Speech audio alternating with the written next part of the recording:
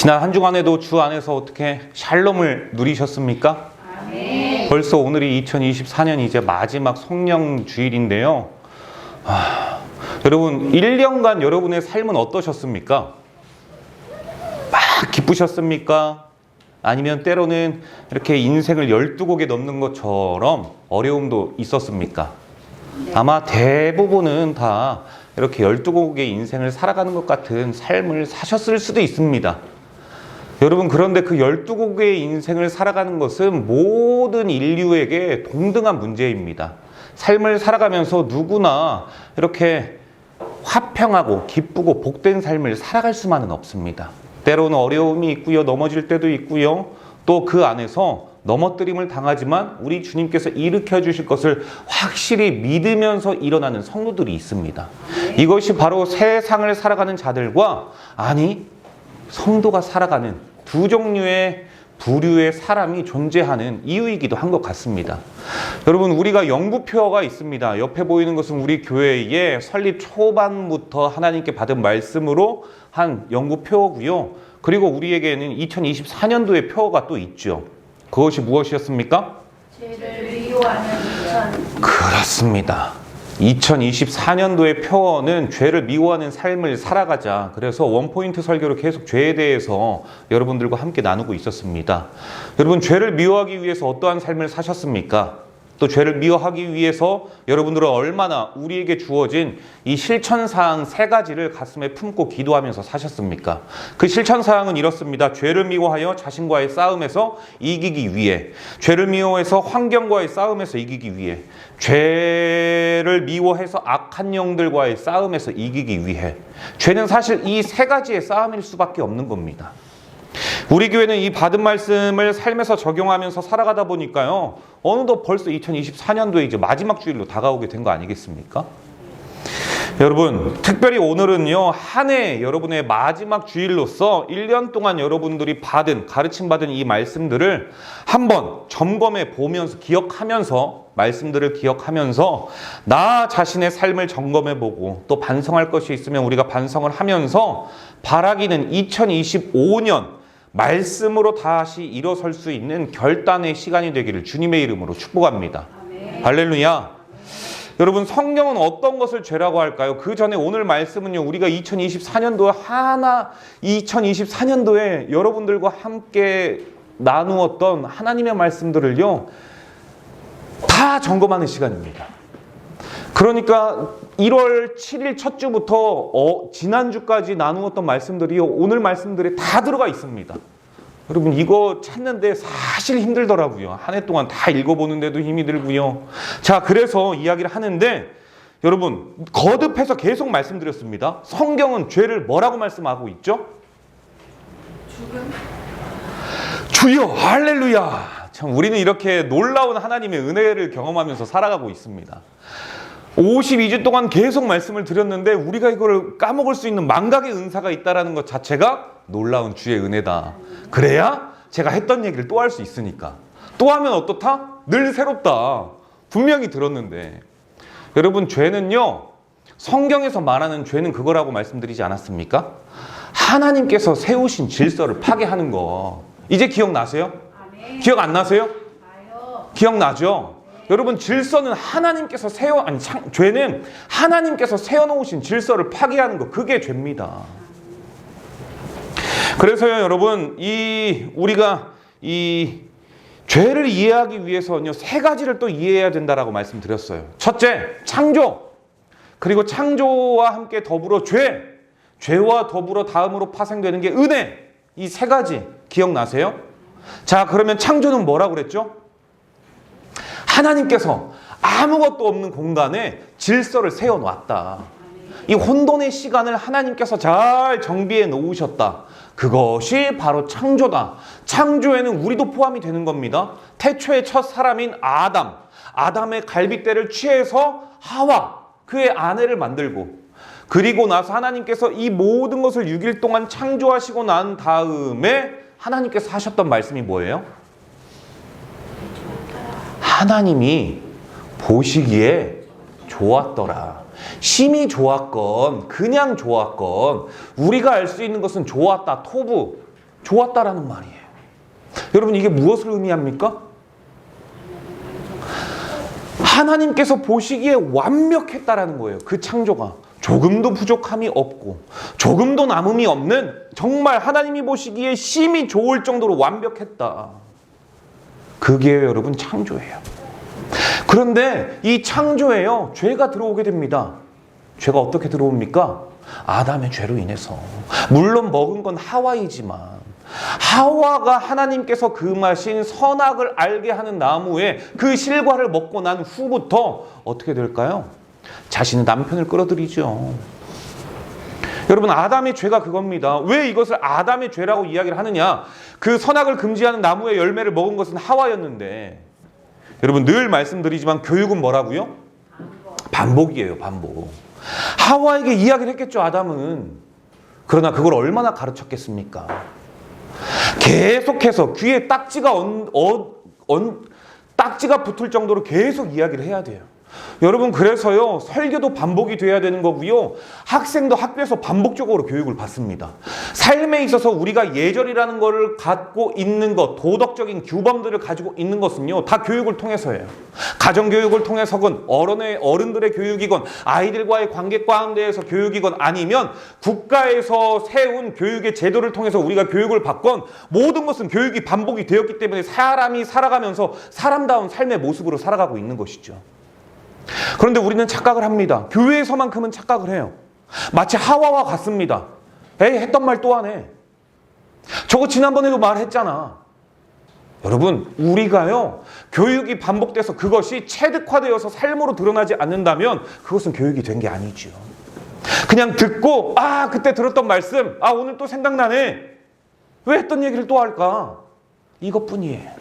교육의 반복의 효과는요 반드시 삶에서 나타나야 되는데 아담은 그 교육을 등한시했던 거예요. 만약에 확실히 먹으면 죽는다 하나님께서 먹지 말라고 했어 이것을 그 선악을 알게 하는 나무의 실과를 근처에 갈 때마다 계속 이야기했다면 그것을 하와가 볼 때마다 계속 이야기를 했다면 절대 흔들리지 않았을 겁니다. 여러분 그 잘못이라는 거죠. 그래서 인류의 죄는 인간의 대표성, 사람의 대표성을 지니고 있는 아담의 죄였다. 교육의 부재로. 그러니 부모의 죄가 얼마나 크겠습니까? 자식이 잘못을 저질렀을 때. 연좌죄와 같은 거죠. 여러분 이렇게 죄가 들어왔습니다. 하나님이 보시기에 좋았던 세상에 우리의 욕심이 잉태하여 죄가 들어오게 된 것이죠. 여러분 이런 행동을 우리가 뭐라고 할까요? 신앙의 용어로 따라합니다. 불순종. 불순종이에요. 불순종. 불순종의 시작이 결국은 죄를 알게 했고 죄를 알게 된 인류는요 하나님과 우리 자신 사이에 세워졌던 질서가 파괴됐습니다. 그게 창조 질서의 파괴죠. 하나님께서 보시기에 좋았다 했던 그 창조의 세계였는데 우리의 불순종으로 인해서 하나님께서 세워놓으셨던 심히 좋았던 그 질서가 깨졌어요. 이게 무슨 죄라고요? 아담의 죄. 죄를 선택한 그 결과 어떻게 되냐면요 우리는요 죽게 돼요. 그런데 여러분 이게 너무 암울하지 않습니까? 우리는 그런 존재가 아니에요. 저와 여러분은 죽을래야 죽을 수가 없었던 존재였습니다. 하나님과 함께 에덴이라는 기쁨의 뜻, 즐거움이라는 그 뜻, 말씀의 울타리의 동산 안에서 기뻐하면서 그분과 동행하면서 즐거워하면서 날마다 호흡하면서 살아갔던 그런 존재예요. 그런데 그런 존재가 우리는 별게 아니라고 생각할 수 있지만 하나님께서 말씀하셨던 그 별게 아니라고 했던 것을 우리가 우습게 여겼다가요 죽을 수밖에 없는 존재로 떨어지게 됩니다. 아담과 하와는 이거 꿈에라도 생각했을까요? 생각하지 못했을 거예요. 여러분 그게 우리의 모습입니다. 그런데 여러분 절대 걱정하지 마십시오. 우리 하나님은요 자신이 창조의 질서를 세워놓으셨던 그것을 우리의 죄로 인하여 파괴가 되었지만 다시 자신의 독생자로 인해서 십자가의 보혈로 이 모든 것을 회복시키셨습니다. 이걸 우리가 뭐라고 합니까? 은혜다. 그래서 죄를 생각할 땐 창조, 죄, 은혜, 이 세 가지는요, 따로 분류해서 볼 수 있는 게 아니라 마치 하나의 줄기처럼 이어져 있어요. 하나로 관통하고 있죠. 모든 것은 다 하나님의 은혜로부터 출발했다라는 거. 그래서 여러분, 우리 하나님은요, 세상에서 가장 싫어하는 것, 자신이 존재하는 그 존재 때부터 가장 싫어하는 것, 바로 죄입니다. 우리 하나님은 죄를 너무나도 싫어하세요. 왜요? 이 죄로 인해서 하나님과 우리 사이가 단절되었기 때문에, 분리되었기 때문에, 우리가 하나님과 함께 동행하는 존재였는데 하나님은 죄와 함께 양립하지 못하시는 분이기 때문에 우리와 단절되어 버렸어요. 그래서 하나님은 죄를 너무나도 싫어한다라고 말씀을 드렸습니다. 더욱이 죄는 하나님과 우리 사이를 그냥 분리시켜 놓고 또 갈라놓을 뿐만이 아니라, 이 죄의 결과는 무엇입니까? 그렇죠. 악한 사단 마귀는요, 우리를 어떻게 해서든지 지옥의 불못으로 끌고 가려고 하는 게 그들의 목적이에요. 여러분, 이미 결판은 났습니다. 그들은요, 종국에 우리 주님께서 재림하는 그 순간 그들은요, 지옥불로 떨어질 수밖에 없어요. 그런데 자신들도 알고 있습니다. 그런데 혼자 가기 싫으니까, 하나님께서 관심을 두고 하나님께서 사랑하고 하나님께서 보호하는 그 존재 자체를 함께 데려가서 하나님의 가슴에 못을 박기 위한 것, 그게 그들의 목적이죠. 로마서 8장 10절, 오늘 본문입니다. 또 그리스도께서 너희 안에 계시면 그리스도의 영, 자, 몸은 죄로 말미암아 죽은 것이다, 영은 의로 말미암아 살아있는 것이다. 살아있는 것이다. 우리 하나님께서 당신의 형상대로 사람을 만들고 에덴에 두신 이유가 조금 전에 말씀드렸어요. 에덴의 뜻이 뭐라고요? 기쁨, 즐거움, 여기에 있는 거죠. 하나님께서 에덴 동산을 창설하신 이유는 우리가 하나님의 형상대로 창조된 저와 여러분이 하나님과 함께 동행하면서 그 안에서 기쁨을 누리고 그 안에서 즐거움을 누리며 샬롬하라고, 기뻐하라고, 즐거워하라고, 그래서 만드신 거예요. 그런데 여러분, 이 죄가요, 어떻게 됐느냐? 첫째는요, 하나님과 우리 관계를 갈라놔서 친밀했던 관계에서 피하고 숨어버리는 관계로 전락합니다. 제일 먼저 죄를 짓고 나서 어떻게 합니까? 우리가 잘 알고 있는 거죠. 그리고 두 번째는 어떻게 되는지 아십니까? 바로 서로 사랑했던 부부 사이가요, 다스림과 지배의 관계로 변해버려요. 악한 삶을 선택한 결과 하나님의 심판이 임했고요. 여러분, 이것이 바로 죄의 과정이에요. 이걸 보니까 어때요, 여러분? 이걸 들으니까 어떻습니까? 우리가 왜 죄를 미워하면서 성도가 살아가야 되는지 알 수 있지 않습니까? 이처럼 죄는 우리의 모든 것을 변질시킵니다. 성도는요, 이거 반드시 기억해야 돼요. 아까는 우스갯소리로 말씀드렸지만 제가 1년 동안 반복을 했는데도 불구하고 알고 있지를 못하세요. 그렇다면 삶에서 우리가 얼마나 하나님의 말씀과는 상관없는 삶을 살았다라는 것인지 여러분, 반증하는 겁니다. 반증하는 거예요. 여러분, 죄는요, 하나님과의 관계가 부정적으로 만들게 변질시켜요. 방금 말씀드렸던 것처럼 원래 우리는 그런 존재가 아니라 하나님과 너무나도 친밀했던 관계였는데 죄를 지으니까 하나님을 피하는 존재로, 숨어버리는 관계로 변화하게 되죠. 사람과의 관계 또한 그래요. 서로 사랑하는 부부가요, 서로 책임을 전가합니다.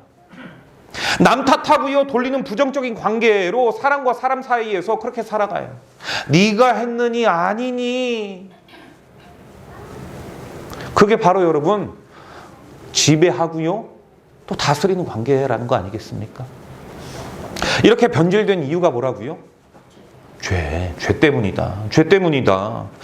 죄를 미워하지 못했기 때문에. 여러분, 성경을 보면은요, 얼마나 많은 이들이 수도 없이 하나님, 야훼, 여호와 앞에서 숱하게 무수히 많은 죄를 짓는지요.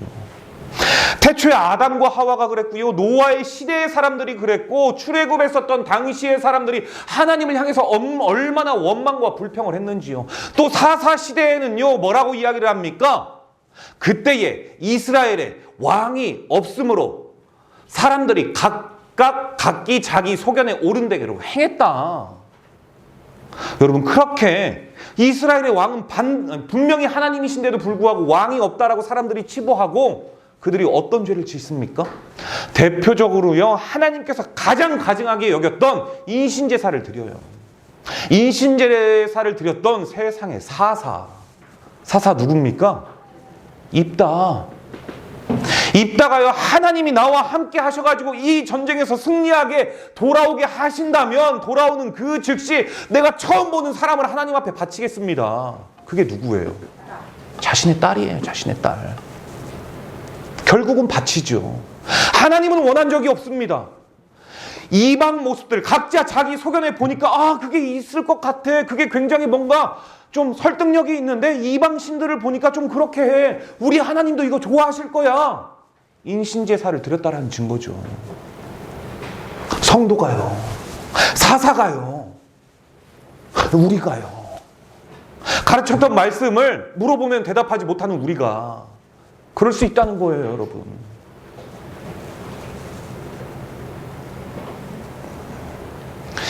다윗의 아들 압살롬은요, 자신이 지은 죄로 인해서 여러분 상수리 나무에 머리가 걸려서 죽습니다.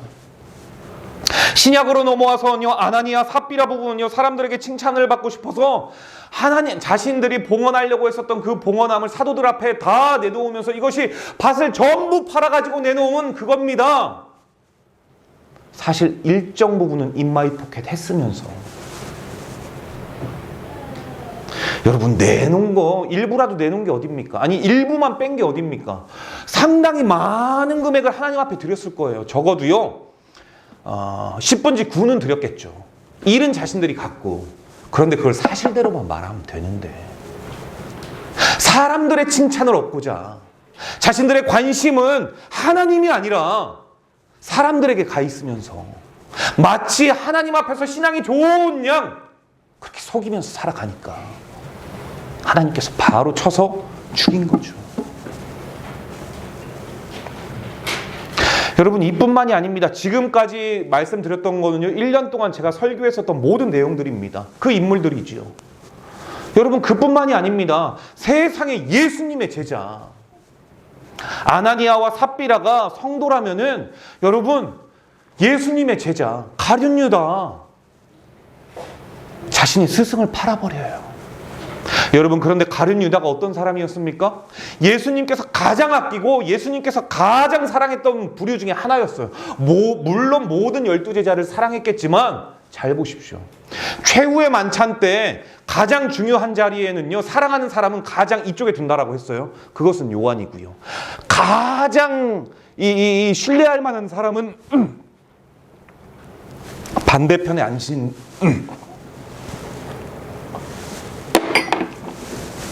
반대편에 앉힌다라고 했죠. 그 사진 보여주면서 말씀드렸잖아요. 그게 베드로라고 말씀드렸어요.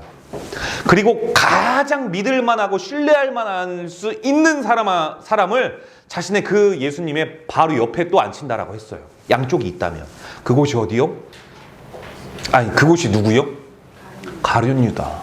왜요? 재정부 장관이니까. 여러분, 누군가에게 돈을 맡기거나 누군가에게 재정을 맡긴다라는 건 가장 믿을 만한 사람에게 맡기는 것 아니겠습니까? 저희도 그렇잖아요. 우리 교회도 가장 믿을 만한 분에게 재정부를 시키는 겁니다. 이제 곧 다 넘어갈 거예요. 다 믿을 만하다라는 거다. 할렐루야. 나는 못 믿는 건가? 그렇게 생각하시면은 나 목사는 섭하다. 할렐루야. 그럼 다 믿을 만한 거죠. 예수님은 그렇게 믿을 만한 제자였던 가룟인 유다에게 맡겼는데 그 유다가요, 예수님을 팔아버려요. 팔고 나서 어떻게 합니까? 후회해요. 성도가요, 삶을 살아가면서 후회만 한다니까요. 회개를 안 해요. 회개를. 우리 성도들 말고 저기 예수로 안 사는 교회, 거기는 회개를 안 한대요. 아니, 회개를 하긴 하는데 이런데요, 하나님 잘못했습니다, 죄송합니다. 이거는 후회예요. 후회. 가룟인 유다는요, 분명히 하나님 앞에서 그런 죄를 짓고 나서 돌아올 수 있는 기회와 명분이 있었음에도 불구하고 후회만 하다가 결국 자신의 목을 메어가지고 죽어버립니다. 그게 너무 미안해서. 여러분, 사탄은요, 이렇게 공격해요. 틈만 생기면 그 틈을 비집고 들어가서 자신의 스승을 팔게 했고요, 틈만 생기면 후회하고자 하는 마음 가운데에 또 악한 마음을 담아서 회개가 아닌 후회로서 그 삶을 끊어버리게 합니다. 여러분, 우리가 일순간 깨어있지 못하면 악한 사단 마귀는요, 우는 사자와 같이 이곳저곳을 두루다니며 성도를 어떻게 해서든지 삼키려고 합니다. 그러니 우리는 깨어있어야 될 줄로 믿으시길 바랍니다. 아멘. 말씀이 아니면 안 돼요, 여러분. 망각하거나 잊어버리면 안 됩니다. 여러분, 정말 그렇습니다. 우리가 지금 깨어있지 못하면 우리가 타겟이 되어가지고 말씀의 울타리 바깥으로 내던짐 당합니다. 사랑하는 예수로 사는 교회 여러분, 깨어있으십시오. 아멘. 또 말씀으로 깨어있기를 바랍니다. 아멘. 그리고 기도하시기를 바랍니다. 2025년도에는요, 기도를 생활화합시다.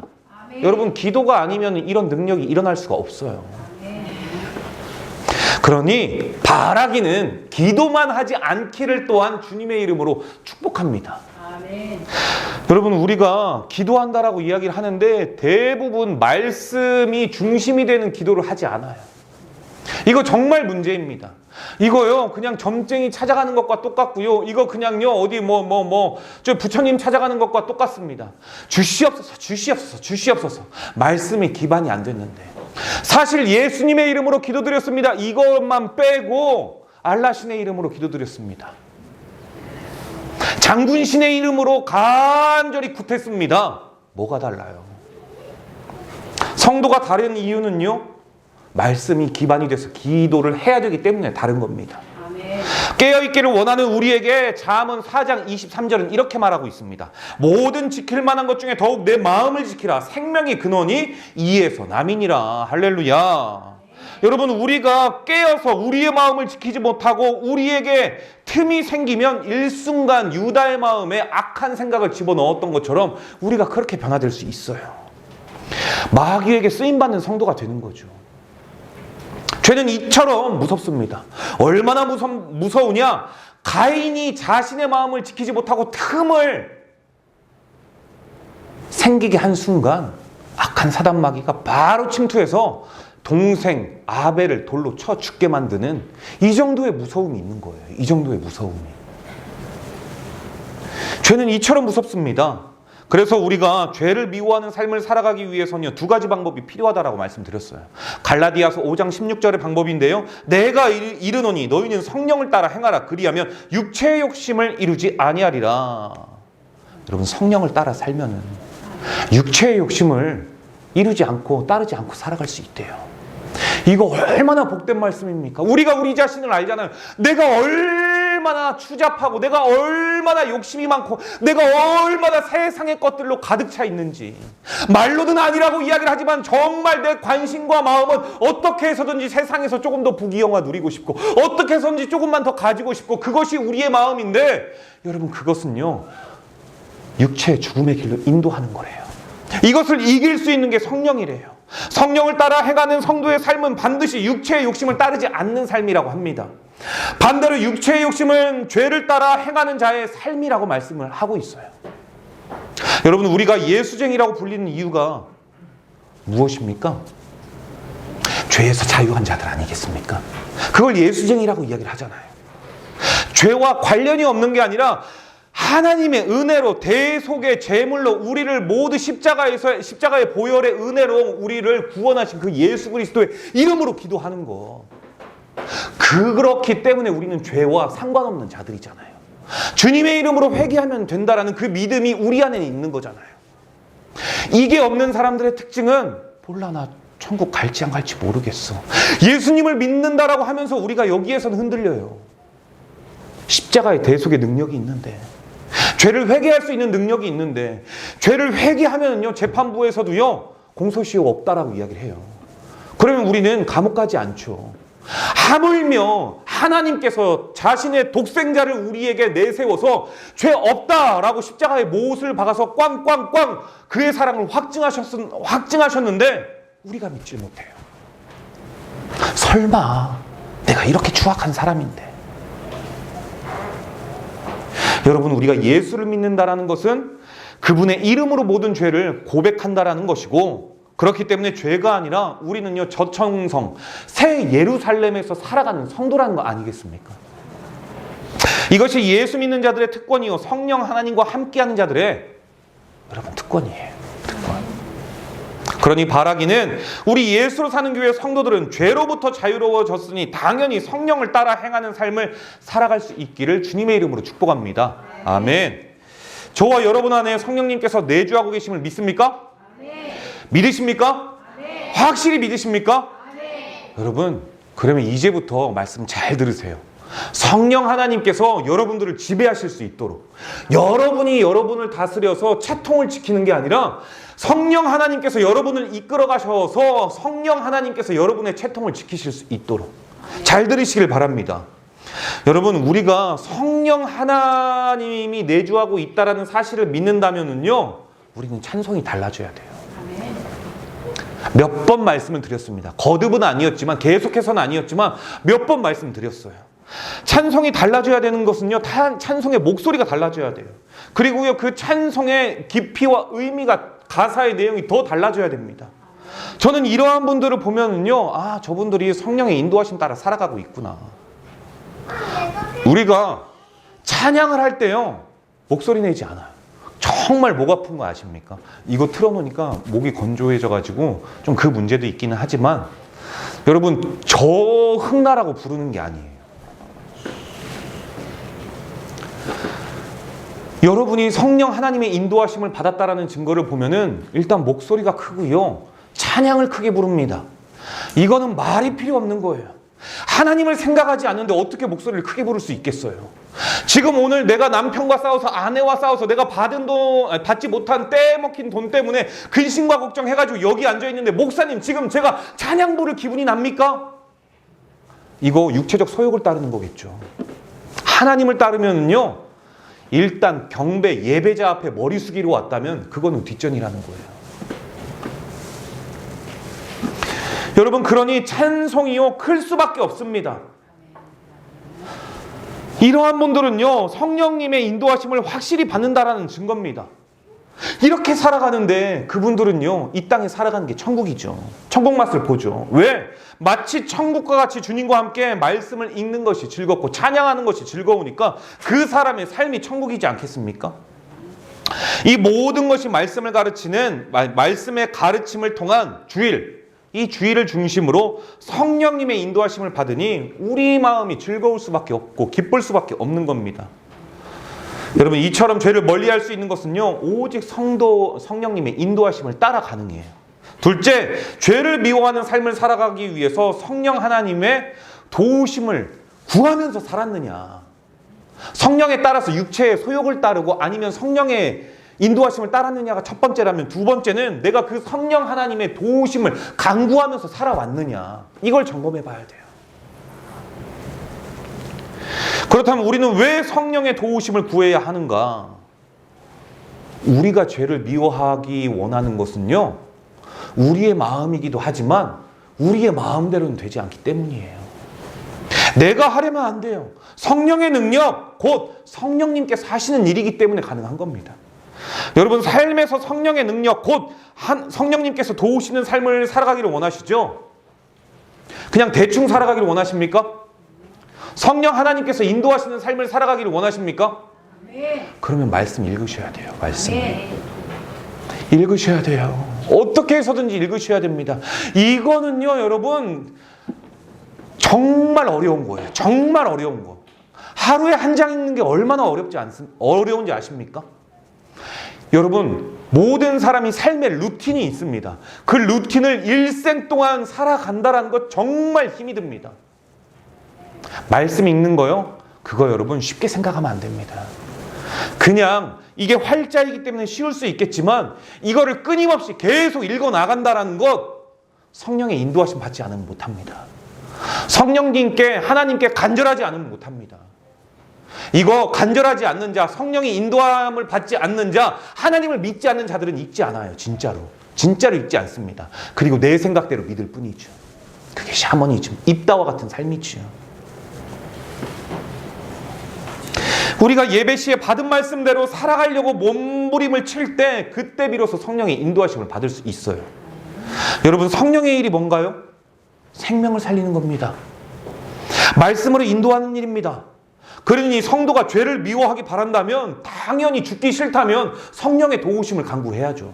아멘. 말씀이 있어야죠. 성령의 도우심, 기도하기를 원한다면 어떻게 기도해야 되는지 방법이 이 말씀 안에 있다는 거죠. 저와 여러분이 살아가는 세상은 악한 영들이 여러분 공존하는 세상입니다. 저와 여러분의 심령에 성령님께서 역사하지 않는다면 도무지 방법이 없어요. 소망 없는 자들의 특징, 하나님의 인도하심을 거부하면서도 내가 하나님 믿는다 라고 착각하는 사람들의 특징, 입에 부정을 달고 삽니다. 안 돼, 싫다, 아유 힘들다, 내가 미쳤지, 에그 내가 뭐라고, 자식한테는 이 빌어먹을 놈, 꺼져버려. 악담을 퍼붓고, 나는 욕하지 않았다라고 아이들한테 함부로 하는 것을 모른다라고 생각하면서 살아가요. 살리는 언어를 이야기하는 것이 아니라 죽이는 언어를 하고, 그걸 그 자녀들이 가만히 있다가 다 보고, 그 모습들을 잘 봤다가 나중에 어른이 되었을 때 나도 모르게 불쑥불쑥 그 삶이 튀어나오고, 이렇게 볼멘 소리만 하고 살지요. 왜요? 그들은 성령의 인도하심을 단 한 번도 받아본 적이 없으니까. 그들은 하나님의 말씀인 하나님의 영으로, 감동으로 기록된 성경을 읽지를 않았으니까. 이것이 내 삶을 지배할 수 있도록 어떠한 수고와 노력도 하지 않았으니까. 그냥 교회 나오면 된다라고 생각을 하고 말씀 들으면 된다라고 생각을 하지, 내 안에서 어떻게 거룩하게 살아갈 것인가 내가 고민하지 않으니까. 하나님을 거룩히 여기라. 하나님을 두려워하고 사랑해야 되는데, 하나님은 나를 사랑하시지라고만 착각하고 외면하면서 두려우신 하나님을 보지 않으니까 우리는 이렇게 살아갈 수밖에 없다는 거죠. 여러분, 성령은요, 살리시는 영이기 때문에, 성도를 살리시는 영이기 때문에 우리 안에 성령님이 계시면 우리 안에서는요, 이러한 소리가 나올 수가 없는 거예요.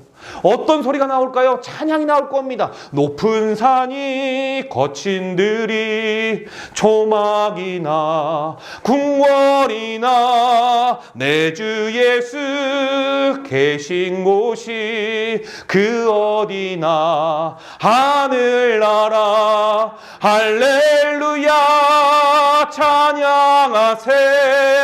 내 모든 죄 사함받고 주 예수와 동행하니 그 어디나 하늘나라.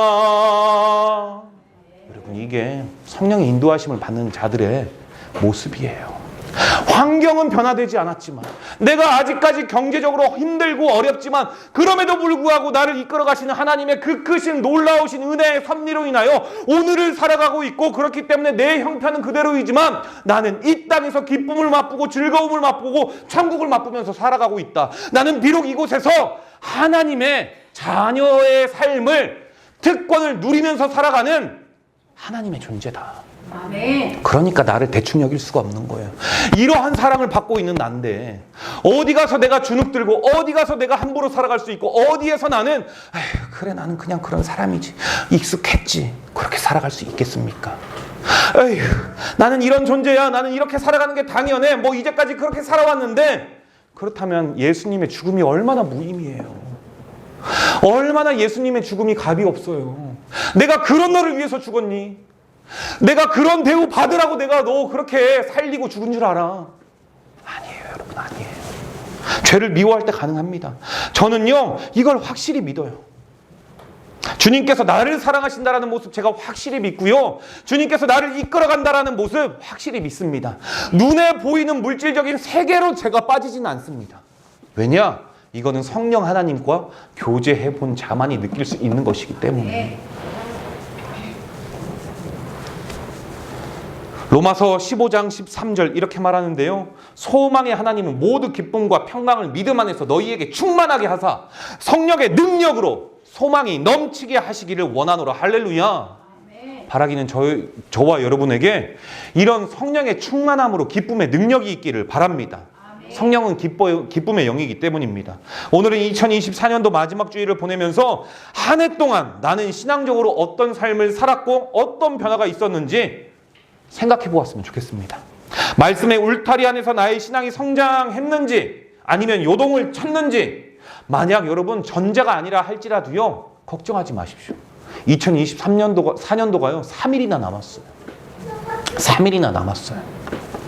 좌절할 필요가 없다라는 것이죠.